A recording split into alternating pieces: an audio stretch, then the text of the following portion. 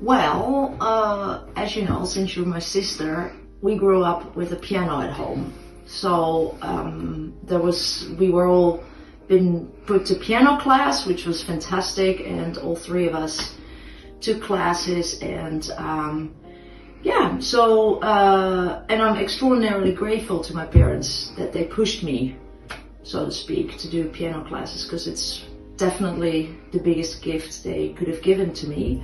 Yes. Yes, and that was basically my first experience with music. And there was always a lot of music in our household growing up. My parents, or our parents, loved music, listening to Motown, listening to classical music, Barbra Streisand, and ABBA. Is it ABBA? ABBA. And ABBA, Sorry. definitely ABBA, that too, yep. That we listened to a lot of ABBA in the car, remember, going on holidays. So yeah.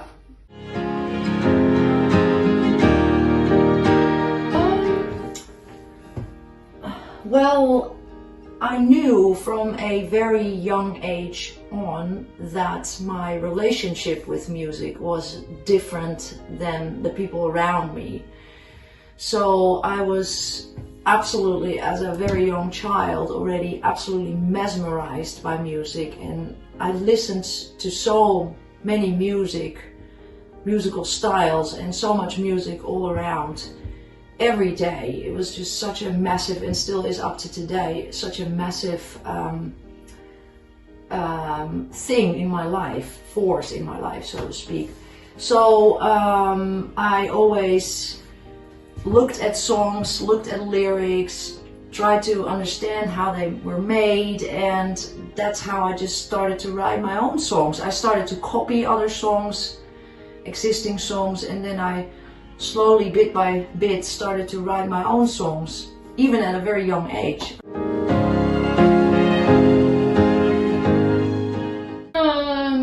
Well, when we grew up, when I was very young, I remember our dad, had a record of Elton John and Bernie Taupin.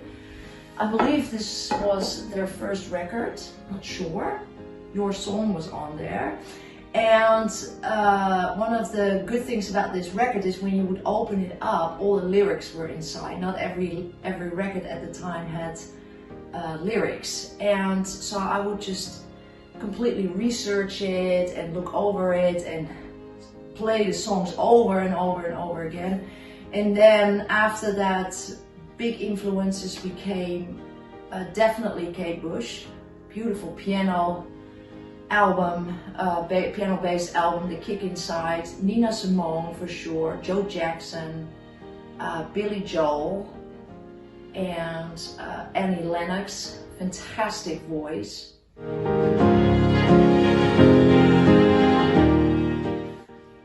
Oh, that's a good question. They all mean a lot to me. Like I don't have kids, but my songs are my babies. So every song specifically from this album that I'm working on right now, they're very, very dear to my heart.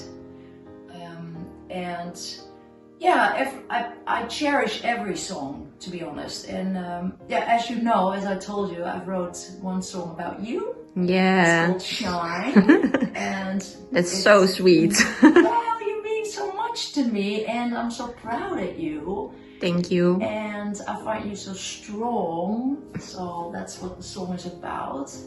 I can't wait for you to hear it.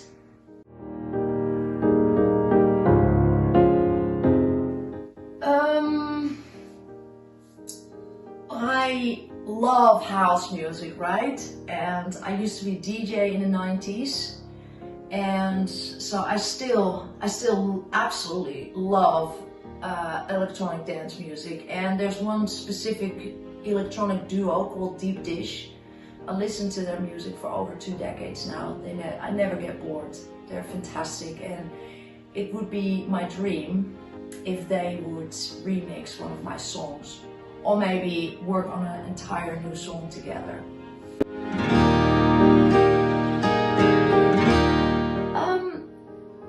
Well, I hear melodies in my head all the time, also to existing songs.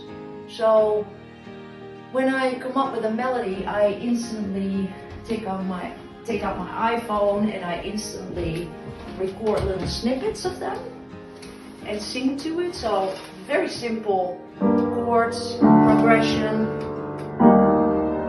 And then I often the feel of the chord progression makes me understand what the song should be about. And and then I record more and more of the song. Usually when the song is good, the base of the song is written within 2 or 3 hours. And then I listen to it over and over. I go for a walk, I go to the gym and listen to it and listen to it and make the song better and better. Oh, yeah.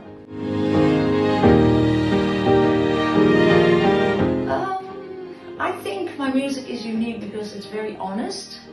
It's very pure and real.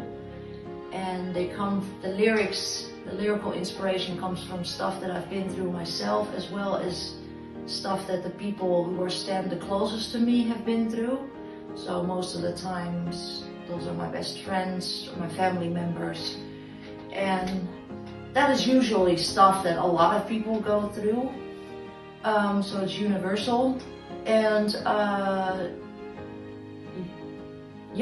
it's not necessarily that one song contains one person that I think of one event that I've been through. It's often a combination of things that people around me have been through or have felt or dealt with, as well as my own.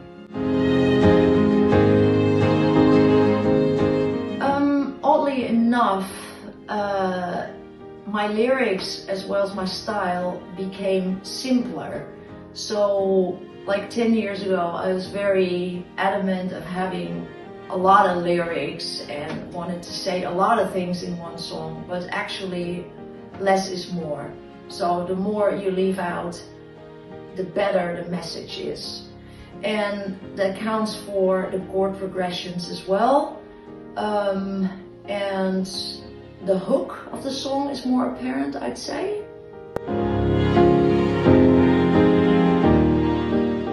I like a lot of music, so I love Chopin, for instance. The piano pieces of Chopin, I just love so much. Dance music, house music. I still go to festivals. I still love to dance on them all night long. I love the 80s. I go to Paradiso, to 80 parties. I love the night. I love a lot. Like I really deeply love blues music. When I was in the United States, I started to appreciate jazz.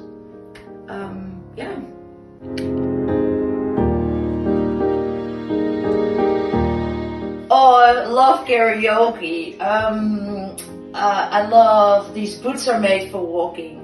Yeah. And that's just what they'll do next to Sinatra. But I also like Happy, Pharrell Williams.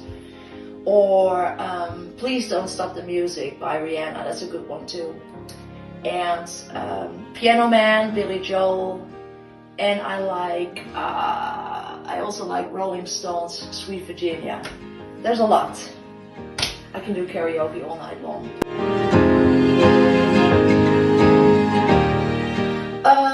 I used to live in New York, in the United States, for 13 years, and then 1.5 years ago I moved back to my hometown, Amsterdam, to be with my family and my friends again. Yay!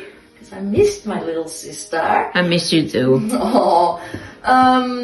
I did a lot of music in New York. I performed all around town. I recorded. I've met amazing musicians.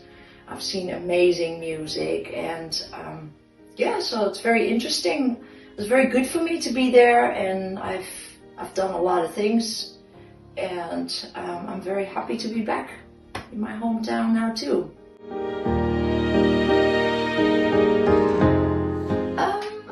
finishing my album. So the first single comes out, and then I'm finishing the rest of my album, which contains 9 songs. And then I would like to perform everywhere I can, and yeah, do as many like festivals and clubs and meet as many people and touch as many hearts with my music as I possibly can.